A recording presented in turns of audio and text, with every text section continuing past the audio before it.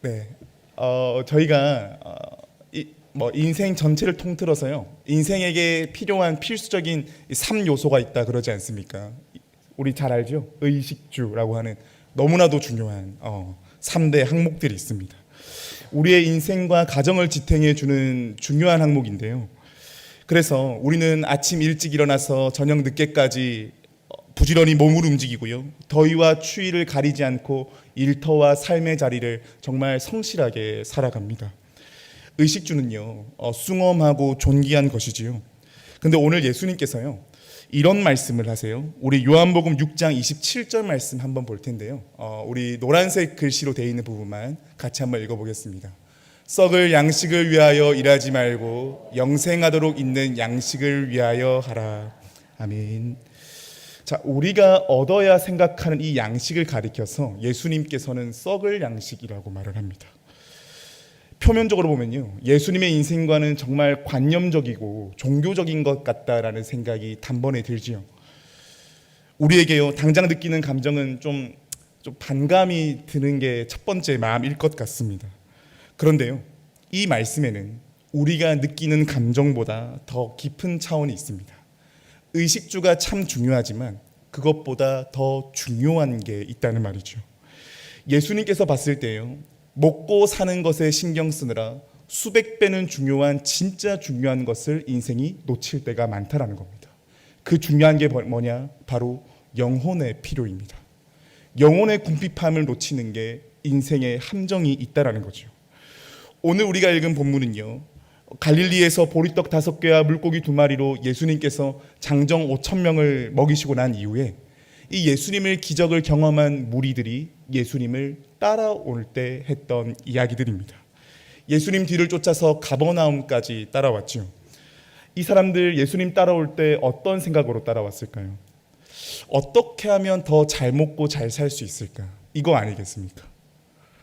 그래서 그것 줄 수 있는 능력을 지닌 분이 예수님인 것 같고, 이 예수님 따라가면 내 인생 진짜 잘 먹고 잘 살 수 있겠다라고 하는 희망 가지고 갔을 겁니다.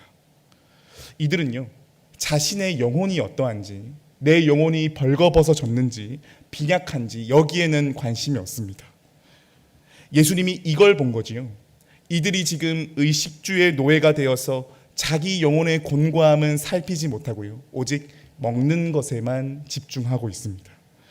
그래서 예수님이 썩어질 양식을 위하여 일하지 말고 영생하도록 있는 양식을 위하여 일해야 된다고 말을 합니다. 여기에서요, 우리는 예수님의 인생 진단을 알 수가 있습니다. 의식주의 노예가 되면 영혼의 곤고함을 볼 수가 없다는 겁니다. 예수님의 관점에서요, 인생이 진짜 부유해지고 풍요로워지는 데에는 수순이 있다는 겁니다.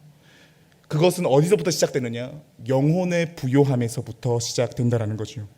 예수님의 삶과 사역을 옆에서 지켜봤던 사도 요한이요, 이것을 우리에게 가르쳐주고 있습니다. 요한 3서 1장 2절 말씀인데요, 저희 한 목소리로 함께 읽겠습니다. 사랑하는 자여, 내 영혼이 잘된 같이 내 범사에 잘되고 강건하기를 내가 간구하노라. 아멘. 먼저는 하나님의 사람은, 인생이 잘되기 위해서는 영혼이 잘 되어야 된다고 말을 합니다. 이 기반 위에서 먹고 사는 것도 해결할 수 있는 힘이 생기고 강건한 사람이 되어지며 인생이 후퇴가 아닌 전진하는 삶을 살아갈 수 있다고 말해주고 있는 거지요. 하지만 많은 사람들이요, 자기 영혼이 어떠한지, 내 영혼이 얼마나 벌거벗어 있고 곤고한 상태인지 관심이 있기보다 내가 양식을 어느 만큼 버느냐, 양식을 쫓아가다가 인생을 다 허비해버리는 경우가 굉장히 많습니다. 사실 이게 하나님 모르는 사람만 그러냐? 안타깝지만 그렇지는 않은 것 같아요. 신앙생활에서도 이런 시절들이 있지 않습니까? 내 인생의 어려운 시기에 이런저런 기도 제목들을 내놓게 되죠. 먹게 해달라, 살게 해달라 간절히 기도하는 것, 사실 너무나 필요합니다. 이거 성도가 가지고 있는 특권이고요, 우리는 이 특권을 사용해야 됩니다. 그런데 이런 기도를 집요하게 기도하게 될 때요, 내 영혼이 떨리고 근심하는 영혼의 상태에는 관심을 안 둘 때가 많습니다. 다시 말씀드리면, 내가 요구하고 싶은 말은요, 청산유수와 같이 주님 앞에 막 쏟아내는데 그 속에서 내 영혼이 얼마나 떨고 있고 얼마나 염려하고 있고 얼마나 죽어가고 있는지에서는 관심이 소홀해지게 됩니다. 그래서 주님, 제 영혼이 지금 심하게 떨리는데 저를 불쌍히 여겨달라고, 이런 기도가 잘 안 나옵니다. 27절 말씀을 보시면요, 예수님께서 인생을 아시고요, 이 무리들의 관심을 외면에서부터 내면으로 바꾸고요, 육적인 것이 아니라 영적인 것으로 관심을 돌리십니다. 그리고 무리들이요, 이 예수님께서 주의를 관심을 돌리니까 이렇게 질문하지요. 그러면 28절 말씀을 보니 어떻게 하여야 하나님의 일을 할 수 있냐고 예수님께 다시 묻습니다. 썩을 양식을 위해서 일하지 말라고 하셨는데 그러면 하나님이 원하시는 일을 하려면 어떻게 해야 되냐고 묻습니다. 여러분, 보통 우리가 문제에 처하게 되면 어떻게 하게 되죠? 이 문제를 벗어나게 할 만한 행동을 찾습니다. 빠른 행동의 변화를 촉구하게 되죠. 실제로 시중에 나오는 이제 교보문고나 이런 서점들을 가게 되면 서적들 중에서 상위 랭크에 있는 책들이 어떤 종류의 책인가 보니 자기계발 서적이 늘 상위 랭크에 있습니다. 이 무슨 말입니까? 진짜 내 삶이 변화되고 싶다라고 하는 열망이 담겨져 있는 거죠. 자기계발 서적 읽어보면 정말 다 맞는 말입니다. 이대로 되면 좋겠다는 생각도 막 들지요. 그런데 안타깝게도요, 이런 책들과 글을 읽고 나서 내 삶이 실제로 바뀌었다, 이 얘기 잘 못 들어본 것 같습니다. 물론 그 관련된 지식은 너무나 많이 알고 있는데요, 그 지식으로 내 삶이 바뀌었다라는 얘기는 잘 못 들어본 것 같아요. 읽고 나서 감동과 도전받아서 그래, 나 내일부터 새로운 삶 살아가야겠다 라고 다짐하지만 다음날 아침에 일어나면 그 감동이 어디 갔는지 사라져 버릴 때가 많지요. 왜 그런 것일까? 문제는 어디에 있냐면 변화를 하고자 하는 욕구는 있는데 변화를 하고자 하는 힘이 없기 때문입니다. 이런 덕목들을 집요하게 추구할 수 있는 영적인 갈망, 이 열정과 에너지와 이 불덩어리가 이 내면 안에 있어야 되는데 그게 들어와 있지 않다라는 거죠. 그런데 안타깝게도 많은 책을 읽는다고 해서 내 삶이 바뀌어지지가 않습니다.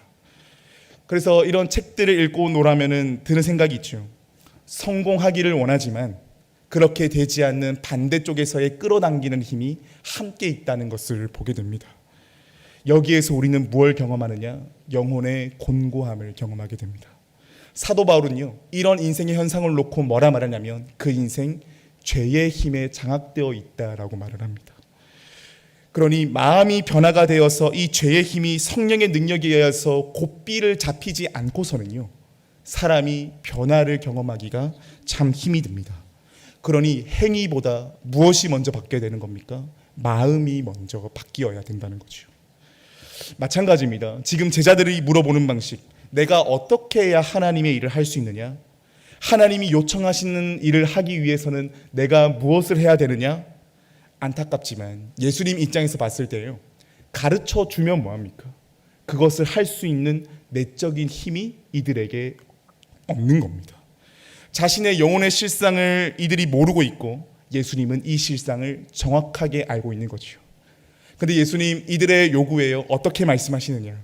29절 말씀인데요, 저희 함께 29절 말씀 함께 읽겠습니다. 예수께서 대답하여 이르시되 아멘. 자, 여기에 담겨있는 예수님의 메시지가 뭡니까? 지금 나한테 변화되려면 무엇을 해야 되는지 그 항목들을 묻지 말라는 겁니다. 아주 단순하게 말씀하시죠. 하나님이 보내시니 예수 그리스도를 믿는 것, 여기에서부터 시작해야 된다고 말을 합니다. 하나님께서 보내신 이를 믿는다. 지난번에 나눈 적이 있지만요, 영혼의 곤고함을 해결하고 영원한 구원에 이르는 길은요, 우리가 요한복음 3장 16절에서의 믿음을 통해 봤습니다. 믿음이라는 건 무엇이냐? 영어 성경으로 보니까 believe into라고 합니다. 내가 믿음을 소유하고 있는 게 아니라 내가 예수님 안으로 들어가는 것. 내 안에 예수님을 가둬놓는 게 아니라 내가 예수 안으로 들어가는 것. 이것이 바로 말하는 믿음이라는 거죠. 예수님 안으로 들어가는 믿음, 이것이 바로 하나님의 일을 이루는 첫 번째 단추라는 겁니다. 인생이 살아나고 구원을 얻는 길은 어디에 있느냐? 내가 무엇을 해야 되는 doing에 있지 않다라는 거죠. 내가 어디에 내 존재의 뿌리를 두고 있느냐. 예수님 안으로 들어가는 being이 있을 때에 그 삶이 살아날 수 있다고 예수님께서 말씀하시는 겁니다. 그래서 이 무리들은요, 예수님께 물어볼 때 무슨 일을 해야 됩니까? 물어볼 때 헬라어로 보니까 복수형으로 물어봅니다. 해야 할 항목들을 말해달라는 거지요. 그러면 그 일들 하나하나 처리해 나가겠다는 겁니다. 근데 예수님이요, 이들이 복수로 물어볼 때 예수님 어떻게 대답한지 아세요? 단수로 대답하십니다. 하나에만 집중하라는 겁니다. 하나님께서 보내신 자를 믿는 것, 이것이 될 때 모든 것들이 이루어진다라는 겁니다. 아무리 조항들을 많이 말해줘도 그것을 할 수 있는 힘이 이들에게 없다라는 거예요. 예수님이 인생의 길이고 진리고 생명이심을 진정으로 믿는 것, 예수님이 내 인생을 이끌어 가시고 인도하신다는 것을 믿는 것, 이 하나님의 일부터 시작해야 한다는 겁니다. 이 일이 성도 안에 펼쳐지게 될 때 결핍을 넘어서 풍성함으로 살게 된다고 우리 주님께서 말씀하십니다. 저희가 새벽에 계속해서 사도행전 말씀 묵상하고 있지 않습니까? 사도행전 13장에서부터요, 이제 사도 바울의 본격적인 전도 여행이 시작되는데요, 이들의 첫 번째 선교 여행지였던 구브로 섬에 갈 때 이 바울과 바나바와 마가 요한이 함께 선교 여행을 떠납니다. 구브로 섬에서의 첫 번째 사역은 정말 성공적이었습니다. 왜냐? 총독까지도 예수를 믿게 될 정도였으니까 말이죠. 그리고요, 이제 이들은요, 다음 행선지인 비시디아 안디옥을 향해 가게 됩니다. 여러분, 이들이 맨 처음부터 선교 여행을 계획할 때 비시디아 안디옥을 갈 것을 계획했느냐? 그렇지 않습니다. 원래는요, 구브로 섬만 갔다가 다시 자신들의 본거지인 수리아 안디옥 지역으로 가는 게 원래의 목표였습니다. 그런데 왜 갑자기 이렇게 선교 여행의 일정이 바뀌었는고 보니, 본문에는 사도행전에 나와 있지 않지만요, 이 성서학자들의 연구에 따르면 당시에 구브로 섬의 총독이었던 이 서기오 바울이 바울 일행이 말해주는 복음을 듣게 되니까 이 복음은 나와 우리 지역에만 필요한 게 아니라 내 고향 땅에도 필요하다. 근데 그 고향 땅이 어디냐면 배 타고 건너에 있는 비시디아 안디옥이 이 총독의 고향이었던 것이요. 바울이 이것을 듣고 비시디아 안디옥을 향하게 될 때 어떤 마음 들었을까요? 아마 정말 가슴 벅찬 마음 아니었겠습니까? 아, 내가 복음을 전하느니 정말 가치가 있는 일이구나. 정말 복음은 모든 이들에게 능력이 있어서 이 능력은 반드시 열매를 맺는구나 하면서 아주 들뜨고 기쁜 마음이었을 겁니다. 당장 보여지는 열매가 참 좋으니 부푼 마음을 안고 비시디아 안디옥을 향해 갔죠. 그런데 여러분, 이게 무슨 일입니까? 사도행전 13장 말씀을 보시면 배를 타고 이제 비시디아 안디옥 전에 버가 지역에 도착하게 되는데, 이때 동역자였던 마가 요한이 나 더 이상 전도 여행 못하겠다고 라고 말하면서 중도 이탈해서 예루살렘으로 돌아가 버립니다. 그리고 뒤이어 14절 말씀을 보니까 그들이 버가에서 더 나아가 비시디아 안디옥에 갔다라고 본문은 표현되어 있는데, 여기에서 더 나아갔다라는 표현은요, 사실 문장으로 보면 되게 쉬워 보이지만 사실 이 더 나아갔다라는 것 안에는 굉장한 지리적인 특성이 있습니다. 버가라는 지역과 비시디아 안디옥 지역 그 사이에는 토로스 산맥이라고 하는 아주 험준한 산들이 있었는데요, 이 산은 그냥 산만 험준한 게 아니라 그 산에는 온갖 맹수들이 살고 있었습니다. 그러니 버가에서 비시디아 안디옥 간다라고 할 때는요, 정말 죽을 까고 하고 넘어가는 그 심정 없으면은 비시디아 안디옥 지역 못 가는 겁니다. 자, 그러면 지금 비시디아 안디옥 가서 복음을 전해야 되는 첫 번째 지점에 섰는데, 지금 관계적으로는 동역자 마가 요한이 떠나버렸고, 지리적으로는, 물리적으로는 험한 토로스 산맥을 넘어야 되는 상황에 있다면 바울이 어떤 마음이었겠습니까? 이 정황들을 살펴봤을 때요, 바울의 입장에서는 충분히 하나님을 원망할 수 있는 상황 아닙니까? 원래 하나님이 원래는 바울이요 비시디아 안디옥 가서 복음을 전할 생각이 없었습니다. 총독이 원해서 가는 거였고 그 길을 열어줘 주신 분이 하나님이라고 한다면, 지금 이렇게 하면 하나님 좀 계산 잘못하신 거 아니에요? 계산기를 완전 잘못 두드려 버린 것 같습니다. 그런데 그렇다면 하나님께서 어떻게 하는 게 맞아요? 복음 전도 잘할 수 있도록 환경도 좀 평지로 좀 만들어 주시고 오히려 사람을 더 붙여 주셔야 되는 게 맞는데 지금 상황은 전혀 그렇게 흘러가고 있지가 않습니다. 이전에 자신이 경험했던 열매와는 전혀 반대되는 상황이 펼쳐지게 된 거죠. 이런 상황들은요, 사람을 어떻게 만듭니까? 바울의 마음, 아마 복음 전도 더 안 하고 싶다는 생각 들었을 수 있을 것 같습니다. 더 나아가서요, 하나님 믿는 게 진짜 소용이 있는가? 이런 생각 들지 않았겠습니까? 그런데 사도행전 말씀을 보면요, 바울이요, 지금 이런 상황 때문에 복음 전도를 포기했다든지 믿음을 저버렸다든지 그런 말을 하지 않습니다. 아주 간결하게 비시디아 안디옥에 도착했다라고 말합니다. 이런 생각 들지 않습니까? 바울은 어떻게 어려운 마음과 어려운 상황에도 불구하고 예수를 전하는 그 일을 계속 할 수 있었을까? 문제와 결핍 앞에 봉착했는데 완전 사면 초가의 상황인데 어떻게 비시디아 안디옥에 갈 수 있는 그 마음을 가질 수 있었을까? 사도행전 13장 17절에서 41절에 등장하는 그의 설교를 통해서요, 볼 수 있는 한 대목이 있는데요, 그의 설교를 통해서요, 딱 세 가지를 강조합니다. 첫 번째, 예수님은 하나님 말씀의 성취이시다. 예수님은 부활의 주님이시다. 예수님은 죄인을 의인으로 바꾸신 능력의 하나님이시다. 이 세 가지가 바울 설교의 핵심입니다. 바울은요, 분명히 원망하고 한숨 쉴 수 있는 상황에서 그 시선을 어디를 향했습니까? 예수 그리스도께 향했습니다. 여러 가지로 마음이 분산될 수 있는 상황에서 그 중심에 무엇을 채웠습니까? 예수 그리스도 안으로 들어가는 믿음으로 채웠습니다. 오늘 본문에 이때어 말해볼까요? 지금 사도 바울은 무엇을 먹는 자입니까? 생명의 떡이신 예수 그리스도를 먹는 자가 된 거지요. 그렇다면 여기에서 발견할 수 있는 놀라운 인생의 진실이 있습니다. 온갖 물리적, 심리적 어려움이 있음에도 불구하고 전도 여행을 이어갈 수 있었던 이유는 뭘까요? 간단합니다. 바울이 믿는 건 상황이 아니라 예수님을 믿기 때문입니다.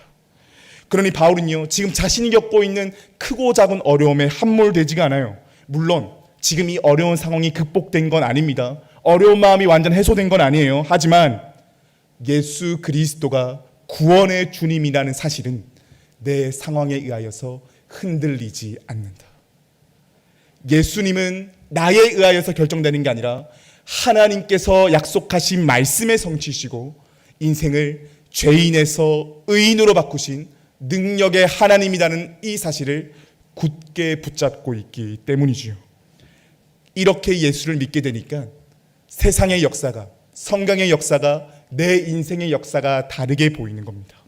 성경 말씀은 그때그때 나에게 교훈을 주고 찔림을 주고 위로를 주기 위해 하는 말이 아니라 성경 전체의 역사가 예수 그리스도를 가리키고 있고 이 예수 그리스도가 나를 사랑하시어 구원하셨고 이 주님의 역사 위에 내 인생이 있다. 하나님이 마련해 주신 이 구원의 역사가 송두리째 내 것이라는 것을 알게 되니까 바울은 상황을 넘어서는 힘을 지니게 됩니다. 그러니 지금 내게 처해 있는 물리적인 상황, 심리적인 상황을 넘어서는 발이 높이 있는 사람으로 완전히 탈바꿈하게 된 거죠. 그러면 이때 이 사람의 삶에는 어떤 내용이 형성되어 있을까요? 지금 내 삶, 여러 가지 어렵고 힘든 것들이 있지만 나는 여기에 절망하지 않는다. 왜냐? 구원의 주님께서 내 인생 어련히 잘 인도해 주실 것이다. 나는 그냥 살아가는 인생이 아니라 하나님의 구원 안에 있는 인생이기 때문에 나는 내 계획으로는 내 인생 다 보지 못하지만 하나님께서는 내 인생을 잘 아신다.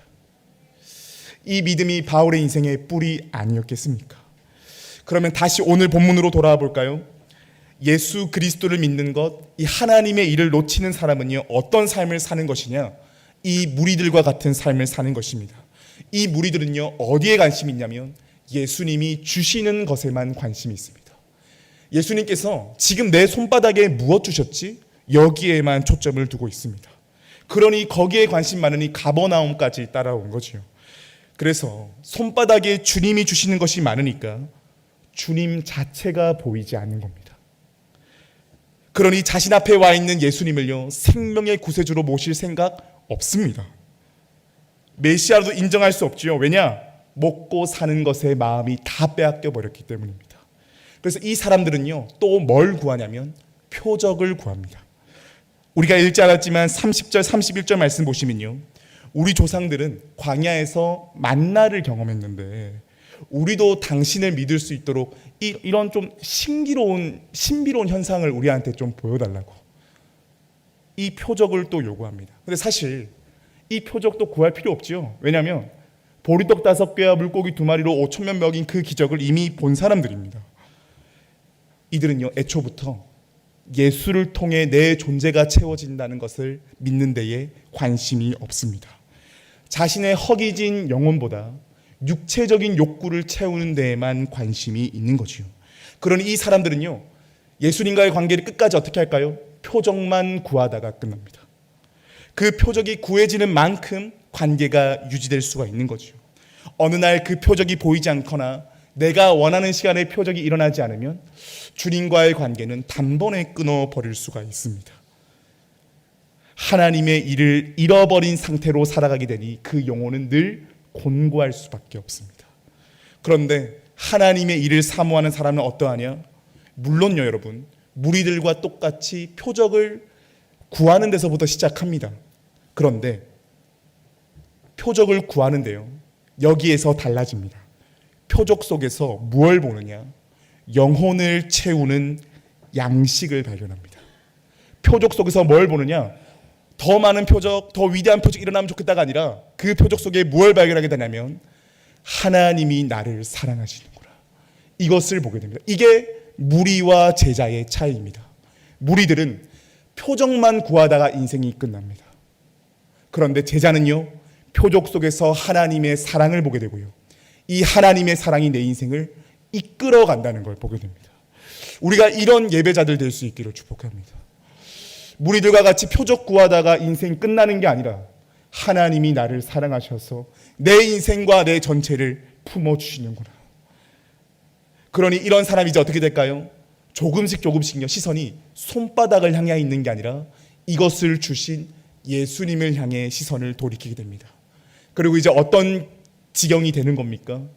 주님의 마음이 있는 곳에 내 마음이 있기를 원하고 주님의 시선이 있는 그곳에 내 시선이 있기를 원합니다.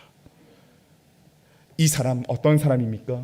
하나님의 일이 그 인생 가운데에 이루어진 사람입니다. 이제는 허기지고 궁핍한 인생이 아니라 진정한 양식을 얻은 인생이 된 거지요. 어떤 양식이냐? 33절 말씀 저희 같이 한번 읽어보겠습니다. 하나님의 떡은 하늘에서 내려 세상에 생명을 주는 것이니라. 아멘.